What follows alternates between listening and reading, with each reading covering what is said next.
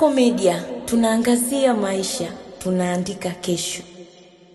Jeshi la polisi mkoa wa Kigoma linapenda kutoa ufafanuzi wa taarifa upotoshaji na usambazwa kwenye mitandao ya kijamii ikidai kuwa Padri Josephat Misigaro, paroko wa parokia ya Nguruka wilayani Uvinza mkoani Kigoma, na wananchi wawili wakazi wa Nguruka wanaojulikana kwa jina moja Vedasto na Selule kutekwa na watu wasiojulikana. Taarifa hiyo sio ya kweli. Ifahamike kuwa Novemba 20, 2025, Padri Josephat Misigaro aliitwa na jeshi la polisi mkoa wa Kigoma kwa mahojiano ya tuhuma ya jinai, na baada ya kuhojiwa aliachiwa huru. Kuhusu Vedasto na Selule wanaodaiwa pia kutekwa, taarifa hiyo sio ya kweli, kwani hakuna taarifa iliyoripotiwa ya watu hao kupotea. Hata hivyo, endapo kuna mtu yoyote ambaye amepotelewa na ndugu au jamaa, afike kituo chochote cha polisi kuripoti ili ufuatiliaji ufanyike kumtafuta ndugu yake. Jeshi la polisi mkoa wa Kigoma linaendelea kuomba wananchi kuendelea kuwa watulivu wakati ufuatiliaji wa watuhumiwa walihusika kusambaza taarifa hiyo upotoshaji ukiendelea, ili wachukuliwe hatua stahiki za kisheria. Nikusihi mtazamaji wa Kasako Media, kwa update zaidi unaweza kutufuatilia kupitia mitandao yetu mbalimbali ya kijamii ambapo Instagram na Facebook ni Kasako Media.